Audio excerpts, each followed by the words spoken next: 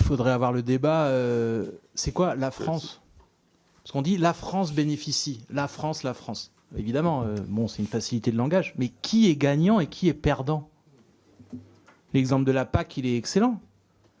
Oui, je pense que certains très grands dirigeants de l'agriculture française, dont je ne vais pas citer le nom ici, parce qu'il ne s'agit pas de faire sont des grands bénéficiaires.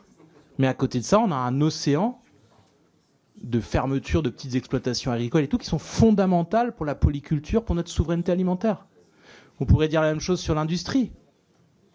On se focalise souvent sur la Chine, les États-Unis, mais n'oublions pas que l'immense majorité des délocalisations industrielles, elles ont eu lieu à l'intérieur de l'Europe.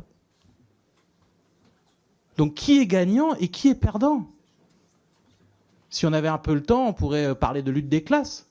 Parce que je sais que vous allez dire que je suis caricatural. Mais en vérité, c'est ça qui se passe. Donc il n'y a pas... Moi, le débat, il est abstrait. La France bénéficie. Qui gagne, qui perd? Et on pourrait faire la liste. C'est pour ça, d'ailleurs, que j'ai insisté sur le fait que, non, chaque euro versé n'est pas investi au profit d'un destin collectif, de solidarité ou que sais-je. Quand on a du dumping fiscal et social à l'intérieur de l'Union européenne, ça n'est pas un destin collectif. Ça s'appelle de la compétition à l'intérieur des nations et entre les nations, etc., etc. C'est ça que je questionne, moi, quand je donne un avis défavorable.